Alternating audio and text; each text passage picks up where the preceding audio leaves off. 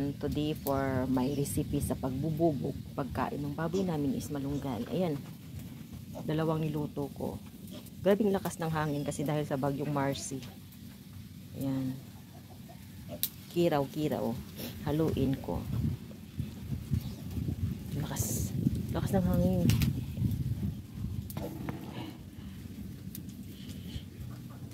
Ayan, ihalo namin.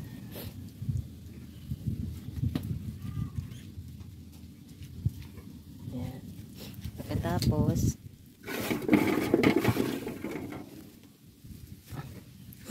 ay, grabe, lakas.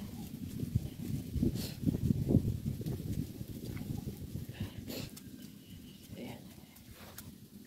Lakas ng hangin. Malunggay.